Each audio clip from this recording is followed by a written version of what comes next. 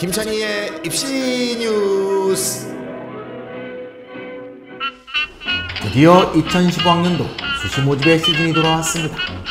2015 수시 모집은 모집 시기의 통합, 전형 종류의 축소, 학생부 전형의 증가, 논술 위주 전형 축소 등 여러가지 변화가 있다고 합니다. 김찬희 입시 뉴스 55회 오늘 이 시간에는 서울 상위권 대학을 중심으로 2015학년도 수시 모집의 이모저모에 대해 전격 보도록 하겠습니다. 입시뉴스 55회 안녕하세요, 김찬희입니다.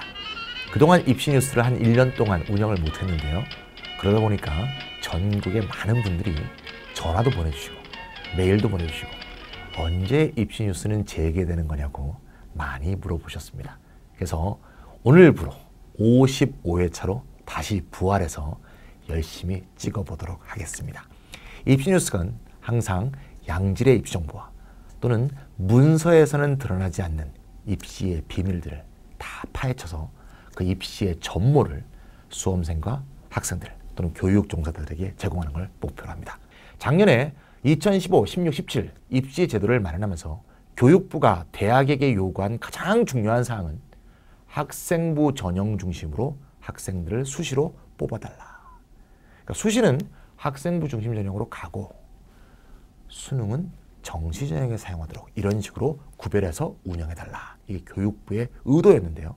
이에 부응하여 각 대학들이 학생부 중심 전형을 강화하는 수시 전형안을 다 내놓았습니다. 실제 수시 전형안이 그 교육부의 의도대로 되었는지, 혹시 편법을 부린 학교는 없는지, 혹시 말과 다른 실체는 그와 다른 경우가 없는 건지 샅샅이 낱낱이 파헤쳐서 오늘 그 본질, 전모를 다 들여다보도록 하겠습니다. 자, 먼저 말이죠. 본론에 들어가기에 앞서 올해의 2015학년도 수시 모집 일정에 대해서 먼저 살펴보도록 하겠습니다.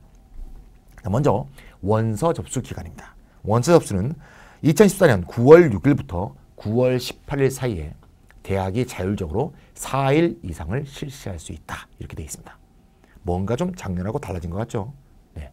전통적으로 수시란 제도가 생긴 이래로 수시의 원서 접수는 9월 달에 원서 접수하는 1차와 수능 이후에 원서 접수라는 2차로 나눠서 접수를 받았죠. 그래서 어떤 학생의 경우에는 수시를 수능 이후에 쓰는 수시 원서를 쓰기 위해서 원서를 몇 장 남겨놓을까, 이 점을 고민하던 그런 시절이 있었습니다.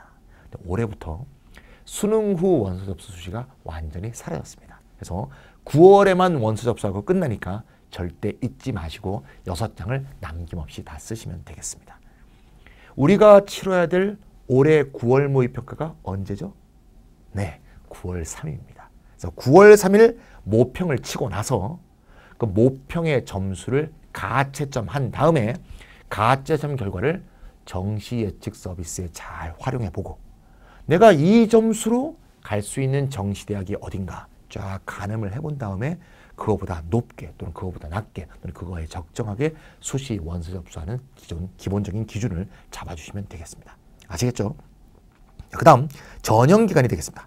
전형기간은 2014년 9월 6일부터 12월 4일까지 수행해서 대학이 자율적으로 운영할 수 있겠죠. 자, 원서 접수는 바뀌었지만 전형기간은 전혀 바뀌지 않았습니다. 원서를 접수한 바로 직후부터 정시 모집이 시작되는 전까지 아무 때나 실시할 수 있다. 전형기간이라는 게 뭐죠?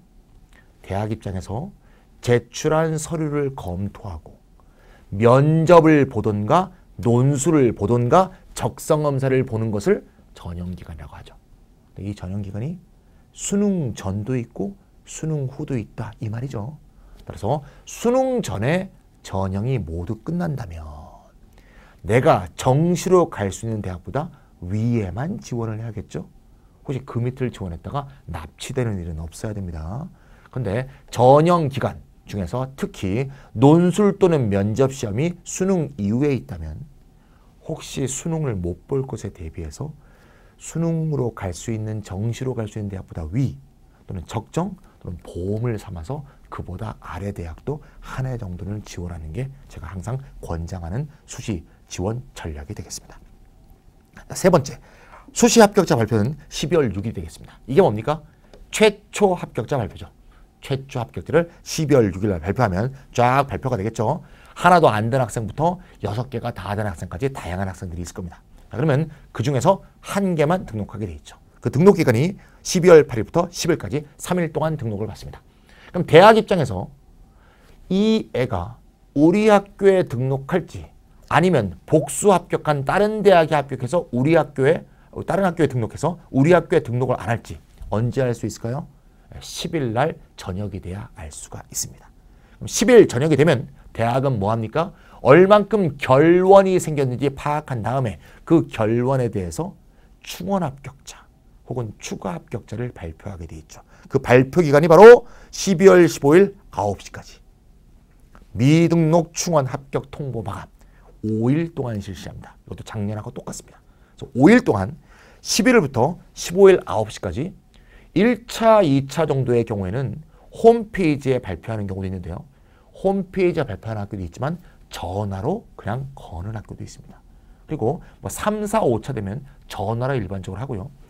정식 충원 모집이 다 안 채워지면 마지막에는 막 무분별하게 막 전화하는 경우도 있습니다. 따라서 이 충원 모집 기간에는 반드시 전화를 잊지 않고 전화 당번을 정해갖고 전화를 받아주셔야 됩니다. 아시겠죠? 마지막으로 수시 미등록 충원은 12월 16일까지 다 충원을 하게 되어 있습니다. 그래서 합격자 통보를 15일 9시까지 받으면 16일까지 반드시 등록을 마감해 주셔야 됩니다. 수시에 충원 합격을 했는데 에이 마음에 안 드네. 근데 등록 안 하시면 1년 뒤에 또 수능 쳐야 됩니다. 정시 지원 자격이 없습니다. 컴퓨터는 바보가 아닙니다. 다 추려냅니다. 작년에도 말이죠. 1000명 조금 안 되는 학생이 수시에 합격을 했는데도 정시에 지원을 해서 합격을 해서 다 정시 합격 다 취소됐습니다. 그래서 그런 짓 하지 마세요. 컴퓨터를 시험하지 마세요. 컴퓨터 무슨 해커가 아닌 이상 컴퓨터를 시험하지 마시고 수시 합격되면 반드시 충원 합격에 등록자 시간에 등록을 해주셔야겠습니다. 이렇게 올해 수시 모집 일정이 진행이 되게 되어 있습니다. 자, 그러면 이제 본론으로 돌아와서 자, 그럼 자료집을 한번 보시면 자료집을 이제 다운로드 받으세요. 집에 인쇄기가 있으면 인쇄도 하세요. 아니면 뭐 인쇄할 수 있는 데서 반드시 인쇄하세요. 인쇄해야 제 강의를 들으면서 뭐 화살표도 하시고 뭐 기입도 하시고 이렇게 할 수가 있습니다. 그래서 지금 다운로드 받으세요. 자, 안 받으면 인쇄도 하시고요. 자, 그리고요. 자, 먼저 보시면 맨 위에 수시 모집 분류표가 있죠. 논술 위주부터 쫙 있고요. 가장 큰 변동은 학생부 교과와 학생부 종합이 생겼다는 거. 이게 가장 큰 변화죠. 이게 교육부의 가장 핵심적인 수시 개혁 방안이라고 볼 수 있습니다. 자, 그러면 학생부 교과하고 학생부 종합은 어디서 생긴 거죠? 네, 주로 입사제, 입학사정관제가 바로 변신한 것이다. 이렇게 볼 수가 있습니다. 이건 일종의 패션이라고 볼 수 있어요. 패션, 유행이다, 유행. 그러니까 과거 정부는 입사제에 5년 동안 목을 걸었죠. 그래서 입사제 확대하는 학교에 두둑한 자금 지원을 했습니다. 100몇십억 정도 매년. 따라서 입사제라는 간판을 자꾸 많이 달아야지 뭔가 대학으로서는 좋은 환경이 조성될 수밖에 없었죠. 지금은 학생부 교과, 학생부 종합을 늘리라는 게 교육부의 주문이에요. 따라서 간판도 바꿔 달고 모집 인원도 늘리고 그러면서 고교교육 정상화 기여한 대학이라고 역시 자금 지원을 받게 되어 있습니다. 학생부 교과부터 볼게요. 학생부 교과는 이 15개 대학 중에서 학생부 교과에 해당하는, 다시 말하면 학생부 교과 성적만 갖고 학생을 뽑았던 학교가 딱 4개가 있었습니다. 5개가 있었네요. 어디냐? 이화여대, 그다음에 건동, 홍숙. 그러니까 앞에는 쫙 없고요. 이화여대하고 건동, 홍숙 이 5개 대학만 학생부 교과와 비슷한 교과 100% 전형이 있었습니다. 그럼 이 학교들은 이 전형이 이름만 바꿔 달아서 학생부 교과가 된 경우가 많겠죠. 네, 근데 그런 경우도 있고요. 정말 황당한 경우도 있습니다. 오히려 기존에 있던 교과 100%가 사라지고 오히려 입사제가 슬쩍 학생부 교과로 이름만 바꿔단 그런 학교들이 있어요. 불량 학교들이죠. 제가 낱낱이 파헤쳐서 다 고발해드리겠습니다.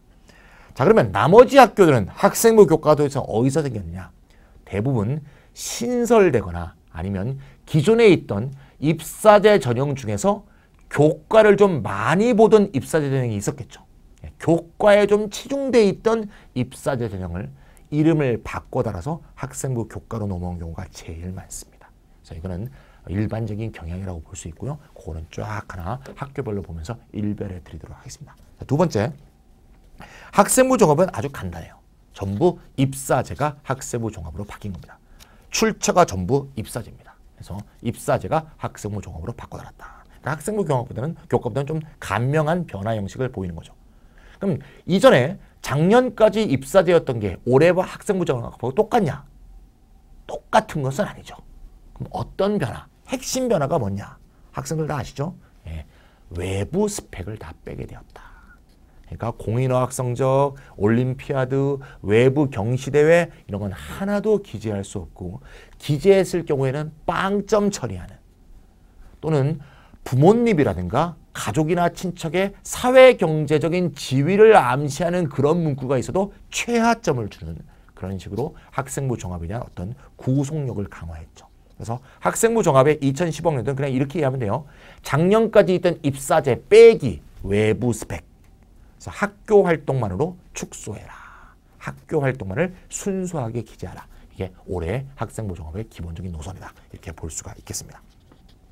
그 외 굵직한 변화는 뭔가 하면 말이죠. 논술 위주 전형 있죠. 이게 축소가 됐습니다.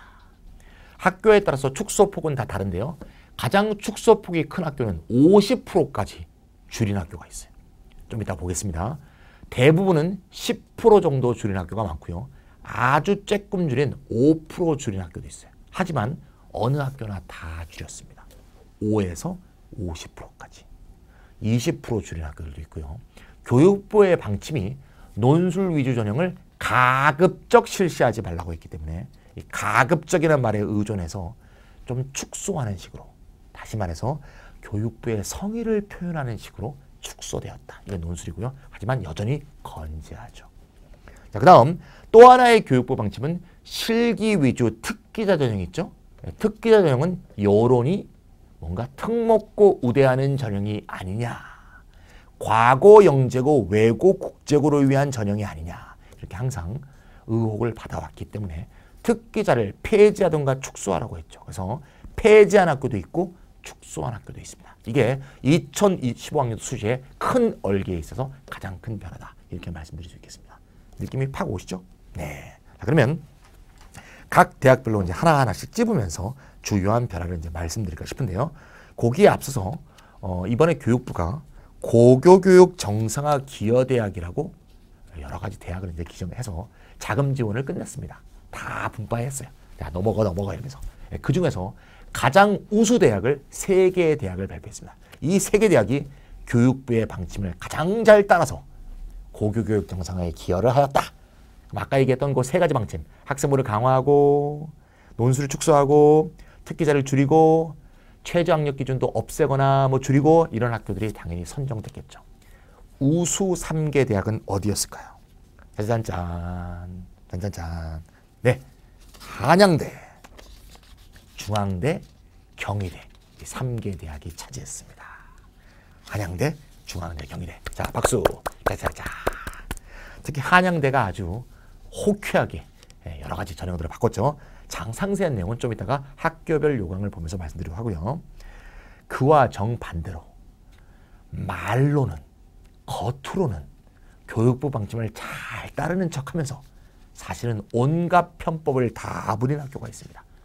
3개의 대학을 선정할 수 있는데요. 첫 번째 대학이 연세대가 되겠습니다. 오늘은 이제 본격적으로 다루지 않을 텐데요. 나중에 이제 논술 위주 수시할 때 다루겠습니다. 연세대는 논술 위주 전형의 최저학력 기준을 높였죠. 네, 아주 뭐 대단한 학교입니다. 그런데도 교육부는 돈을 줬습니다. 이야, 정말 물론 많이는 안 줬어요. 그래도 줬습니다. 영 안 주기는 좀 그런가 봐요. 자, 그러면 각 대학을 요강 볼까요? 자, 서울대 볼게요. 서울대는 아주 간단합니다. 변한 게 하나도 없습니다. 다만 직윤과 일반의 모집 인원만 좀 줄었습니다. 작년에 서울대는 수시에서 82.6%를 뽑는 초유의 수시 모집 인원을 보였죠. 너무 과했죠. 너무 과했기 때문에 좀 줄인 겁니다. 뭐가 늘어났죠? 정시가 늘어났습니다. 일각에서는 말이죠. 서울대 직윤이 작년보다 수가 줄었어요. 작년에 700 몇 명이었는데 올해 677명으로 줄어들었습니다. 그런 걸 갖고 말이죠. 서울대가 일반고를 주로 붙는 직윤을 줄였다. 이런 식으로 악선동을 하는 이상한 분들이 있어요. 입시 정보를 전달할 때는 가감없이 객관적으로 전달해야지 의도를 갖고 접근하면 안 돼요. 더 심한 거는 직윤만 줄은 게 아니고요. 일반도 줄었어요. 수시 일반도. 그러니까 수시의 전체 규모가 그냥 줄어든 거예요. 정시가 늘어난 거고요. 그래서 그런 식으로 잘못하시면 절대 안 되겠다. 수시가 각각 줄었다. 조금씩. 큰 변동 없습니다. 자, 연세대 봅시다. 연세대는 말이죠. 제일 복잡한 전형으로 아주 유명합니다. 작년에 연세대가 2015, 16, 17 수시안을 내면서 연세대 말이고 교육부가 가장 요구한 것은 뭔가 하면 제목이 뭐였어요? 수시 간소화 방안이었어요. 수시 간소화 방안. 수시 간소화 방안인데 간소화를 전혀 안 했어요. 작년 전형에서 오히려 늘어났어요.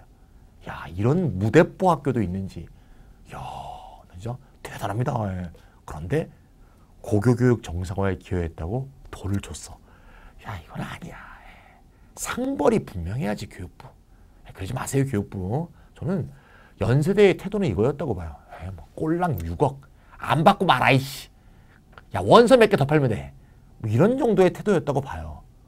6억인가 지원한 건 하는데 액수는 확실치 않습니다. 제가 셈이 좀 약해. 그래서 액수는 확실치 않은데 어쨌건 지원했습니다. 그거고요. 여기서 제일 변화한 거는 신설된 게 있죠. 학생부 교과가 신설됐습니다. 이게 신설입니다. 신설 써놓으세요. 자, 인문학 인재, 사회학 인재 조금씩 줄었습니다. 국제 인재 늘었습니다. 오히려 늘렸어요. 특기자를 줄이라고 그랬는데요. 국제 인재는 늘렸습니다. 이거는 연세대 글로벌 대학이라는 글로벌 대학으로 지향한다는 연세대의 기본적인 방침에 정해져 있어요. 이미 16학년도, 17학년도 늘어나는 인원이 다 정해져 있어요. 계속 늘릴 거예요. 그래서 최고 600명까지 늘리는 게 목표입니다. 600명대까지. 그래서 이건 계속 늘어날 거예요. 국제화된 대학을 만들자. 그러니까 외국 학생들 들어오는 전형이죠. 외국에서 고등학교를 다니는 학생들, 그렇죠? 그 다음에 국내에서 어학이 굉장히 특기적인 능력이 있는 학생들이 많이 지원하죠. 과학고학 인재 줄어들었습니다. 나머지는 큰 변동 없습니다. 그리고 연세대를 지원하신 분들은 조심하세요. 전형마다 서류도 다 다르고요. 그 다음에 자기소개서의 양식도 다 달라요. 특기자고 학생부제가 다 달라요. 따라서 요강을 좀 꼼꼼히 보셔야 될 학교다. 잊지 마시고요. 자, 그럼 세 번째, 고려대. 고려대는 일반은 아까 말씀드렸고요. 신설된 전형이 있습니다. 뭡니까? 융합형 인재가 신설됐습니다. 고려대는 융합형 인재를 왜 신설했죠? 네, 학교장 추천 전형만 갖고 뽑기에는 답답한 거죠. 교육부가 학생부 종합을 늘리래. 학생부를 늘리래. 자, 근데 학교장 추천 전형은 문제가 있죠. 어떤 문제가 있죠? 일단 특목고가 지원이 안 되죠. 서울대 직윤하고 똑같습니다.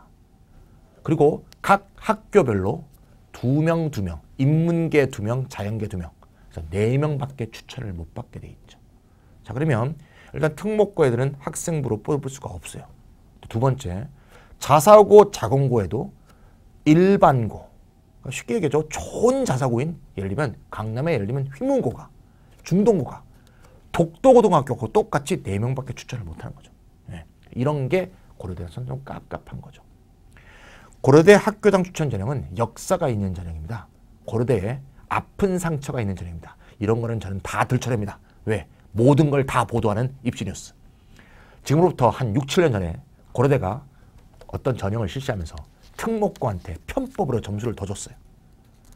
수학적 계산을 마이너스를 플러스로 해갖고 점수를 더 줘갖고요. 특목고 애들 엄청나게 더 합격을 시켰습니다. 난리가 났죠. 그래갖고 이거를 무마하는 차원에서 특목고가 지원할 수 없는 전형을 만들어낸 게 학교장 추천 전형의 전사예요. 그 이래로 몇 년 동안 계속 특목고를 뽑지 못해왔죠. 그래서 학교장 추천 전형만 계속 둔다면 자사고, 특목고 이런 애들을 더 뽑을 수가 없습니다. 그래서 만든 게 융합형 인재 전형입니다. 전형을 보시면 좋은 얘기 많죠. 융합형 인재를 뽑는다. 인문자연계에 치우치지 않은 글로벌 시대를 이끌고 갈 인재를 뽑는다. 그건 이제 하는 말이고요. 예. 담겨있는 뜻은 그냥 우수한 사람을 많이 뽑겠다. 왜? 추천할 필요가 없으니까요. 융합형인제는 그런 의미입니다. 그래서 융합형인제는 전형적인 미국식 입학사정관적 학교의 차이를 많이 보는 그런 것이 될 가능성이 매우 높다. 이렇게 봅니다. 사실은 학교장 추천 전형도 자소고 학생들을 더 뽑을 수 있는 방법이 충분히 있죠. 추천된 애들 중에서 실제로 자소고 애들 더 많이 뽑으면 되는 겁니다. 실제로 고려대는 실제로 그렇게 해왔죠. 자, 그 다음 봅니다. 서강대. 서강대는 작년에 비해서 큰 변화가 있습니다. 일단 작년에 있던 서류 전형이라는 게 사라졌습니다. 서강대 서류 전형은 뭐였냐면 학생부, 수능 최저학력 기준이 굉장히 높았습니다. 예를 들어서 경제 경영은 국영수 100분이 286이 넘어야지 합격되는 어마어마한 수능 최저 기준을 제시했던 전형인 서류 전형이 있었죠. 작년에 교육부가 간소화 방안을 내놓으면서 가장 크게 요구했던 것 중에 하나가 최저학력 기준을 낮춰라. 그 다음에 등급만으로 최저학력 기준을 보고 100분으로 보면 안 된다. 이런 기준을 제시했습니다. 따라서 서강대 서류 전형은 그 기준만으로도 폐지될 수밖에 없는, 즉 사멸할 수밖에 없는 그런 운명을 타고난 거죠. 그래서 완전히 사라졌고요. 그 대신 다른 학생부 전형에 많은 인원을 배치하는 식으로 전형의 모집 인원의 변동이 생겼습니다.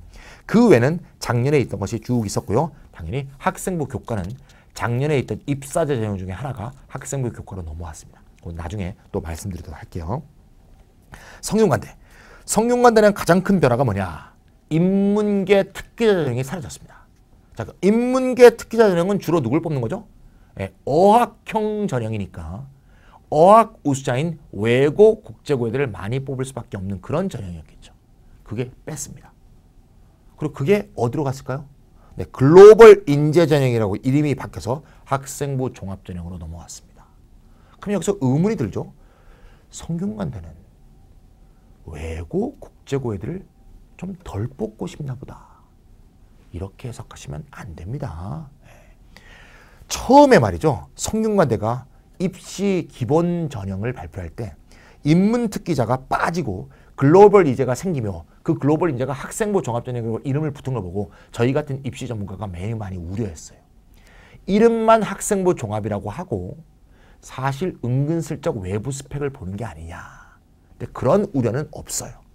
그건 아니에요. 왜냐하면 학생부 종합으로 분류된 순간 외부 스펙은 볼 수가 없게 돼 있어요. 그럼 성균관대가 교육부한테 예쁨을 받으려고 학생부 종합으로 옮겼어. 그 순간 외부 스펙은 못 봐요. 하지만 성균관대의 의도는 전혀 변한 게 없습니다.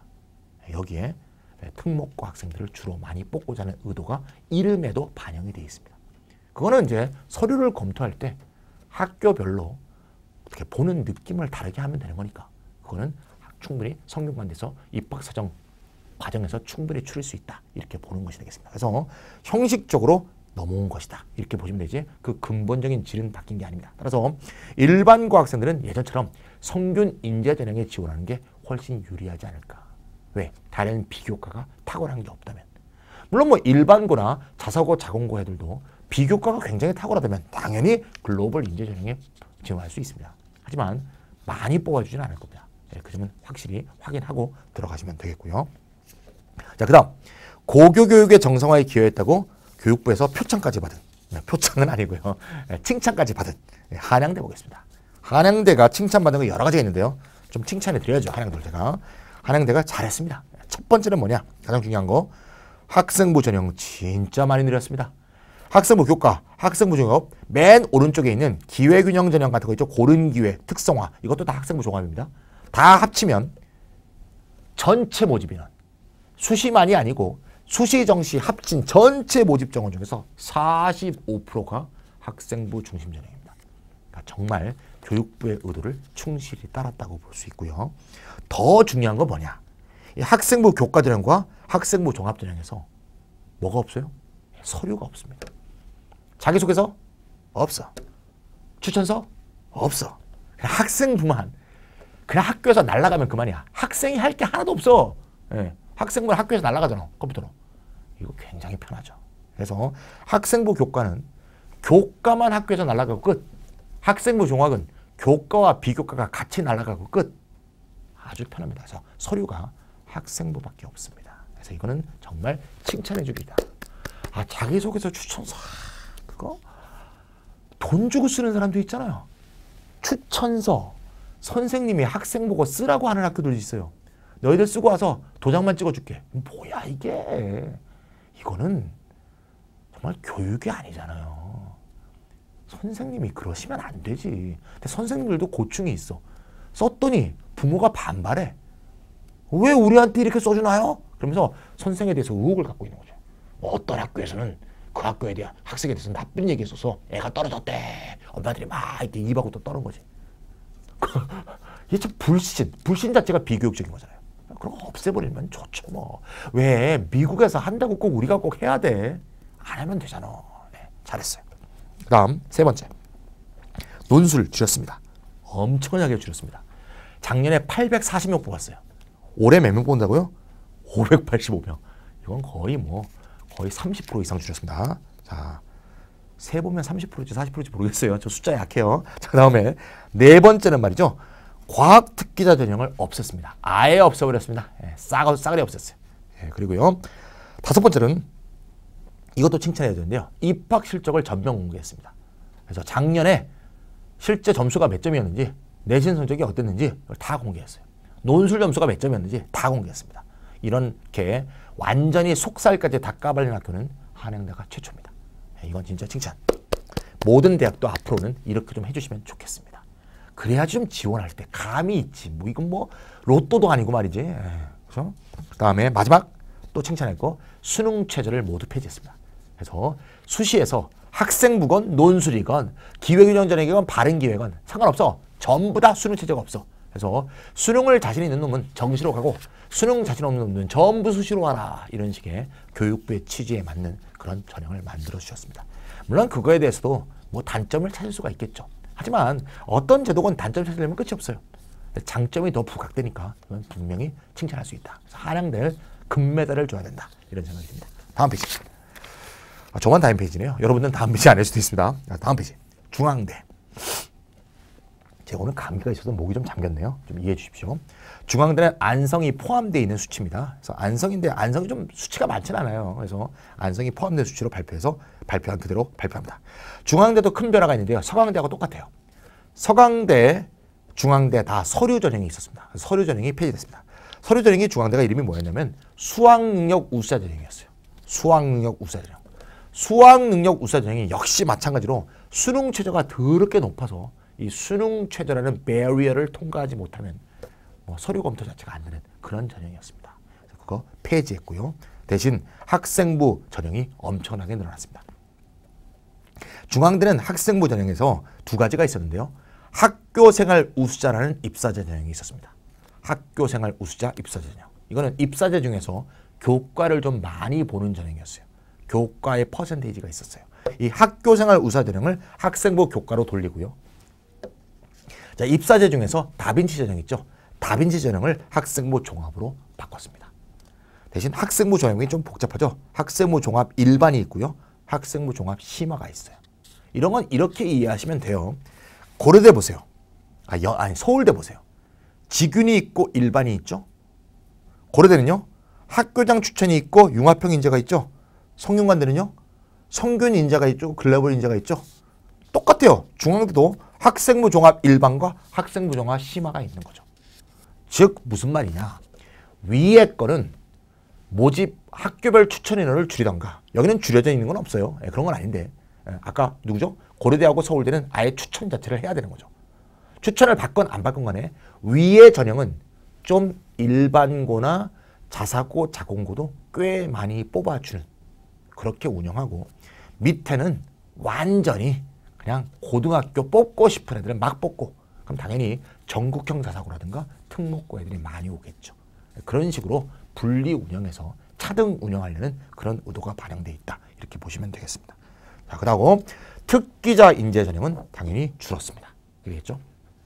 좀 아쉽네요. 다빈치 인재 전형. 제가 항상 뭐라고 하던 전형인데 5가지를 다 잘해라. 그래서 내가 항상 그랬죠. 도대체 우리나라에 다빈치가 어디 있다는 거냐? 우리나라가 다빈치가 나올 수 있는 교육 환경이야. 그래서 그런데 다빈치 인재 전형이라는 참 멋있는 이름이 사라지게 된 게 좀 아쉽네요. 자, 그러면 이화여대입니다. 이화여대. 이화여대 불량학교입니다. 불량학교 써놓으세요. 불량. 이거는 눈 가리고 아웅입니다. 야, 무슨 얘기인가 하면 말이죠. 작년에 이화여대는 제가 아까 얘기했죠. 원래 교과 100%로 뽑던 전형이 있었어요. 원래. 이화여대, 건동, 홍숙 5개 대학이에요.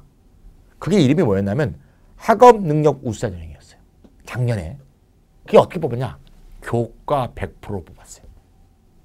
그러면 원래부터 학생부 교과 전형이 있었다 그 말이죠. 그럼 보세요. 학생부 교과 전형이 뭐예요? 지역 우수 인재 전형이네요. 이름이 바뀌었네. 그러면 작년에 지역 우수 인재 전형이 있었냐? 있었어요. 뭐였냐? 입사제 전형이었어요. 무슨 말이냐? 원래 있던 교과 전형은 날려버리고요.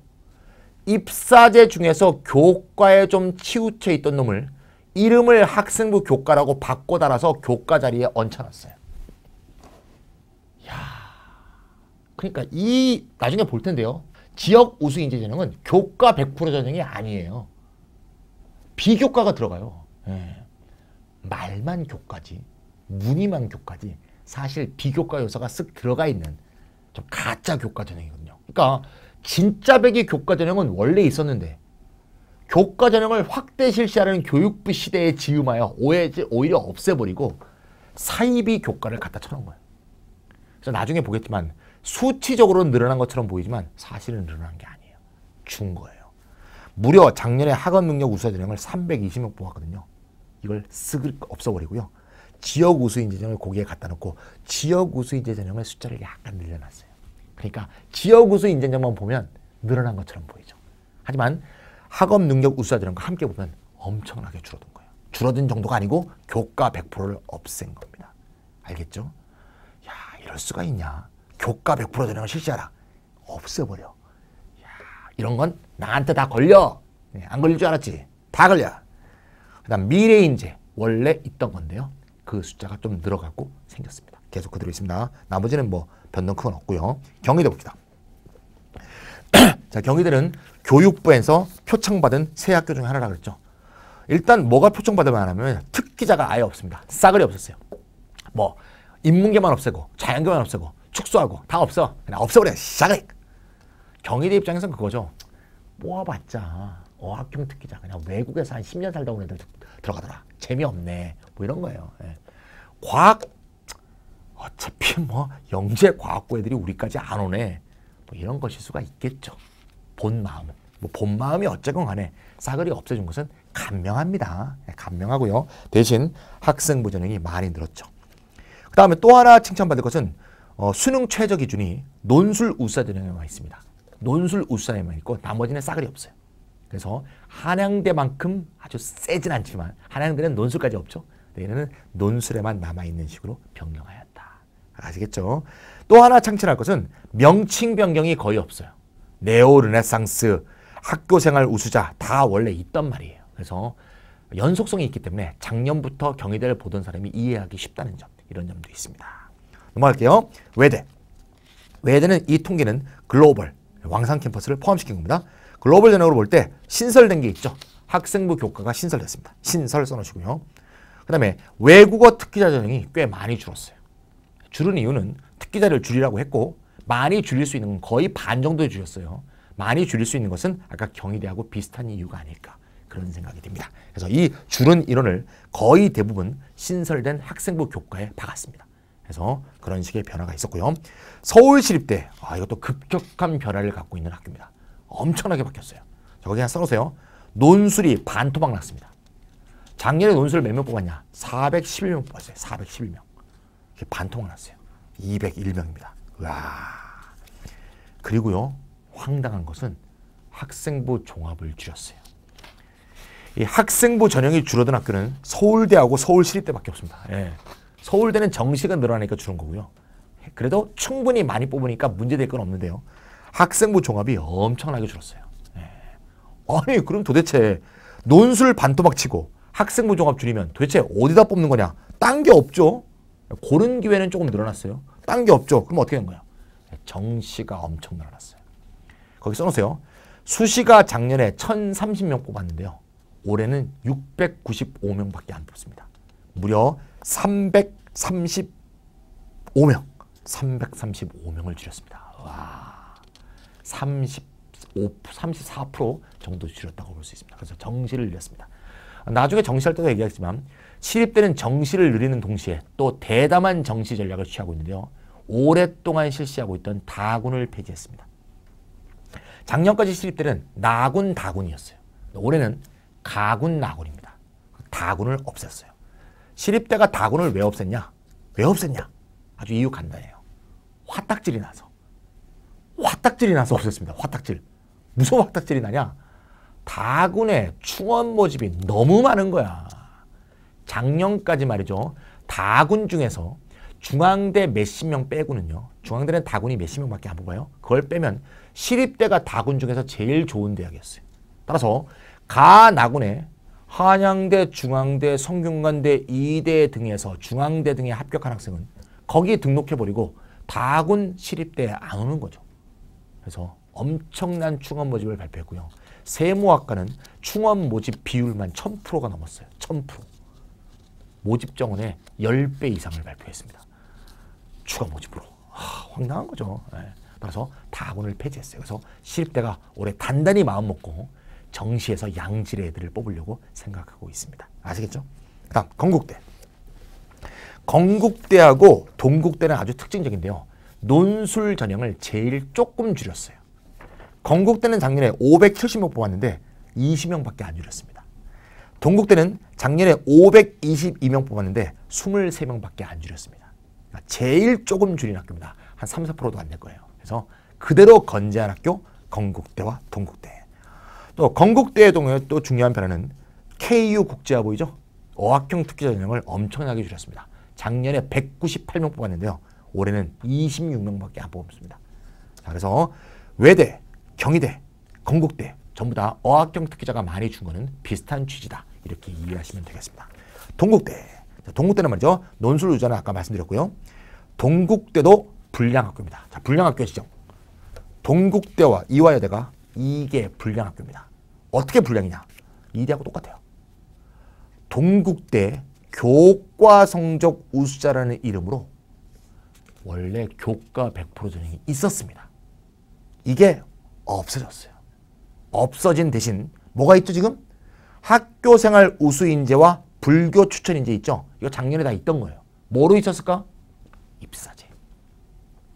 작년에 입사제가 3가지가 있었어요. 학교생활 우수인재, 불교 추천인재가 작년에 이름이 달마였어. 달마대사. 달마. 네, 달마. 두 드림. 이 3개가 있었어요. 그 중에서 교과를 많이 보던 학교생활 우수인재와 달마인재를 2개를 학생부 교과로 돌리고 학생부 종합에 원래 있던 두 드림을 학생부 종합에 갖다 박은 거예요. 그러니까 실제로 학생부 교과가 는 것처럼 보이지만 그게 아니고요. 학생부 교과는 실질적인 학생부 교과는 없애버리고 역시 입사제의 3개를 교과와 종합으로 이렇게 편법으로 이렇게 널리 배치하면서 학생부 교과 종합을 갖춘 것처럼 모양만 그리는 학생부 교과 전형에 교과만 보지 않습니다. 다른 것도 같이 봅니다. 서류도 같이 봅니다. 그러니까 이것도 무늬만 학생부 교과인 전형이에요. 그래서 불량학교라고 지정할 수 있습니다. 이런 식으로 오히려 줄이면서 학생부 교과를 늘린 것처럼 이렇게 하면 나한테 걸린다 이거. 예. 왜 그래 동국대?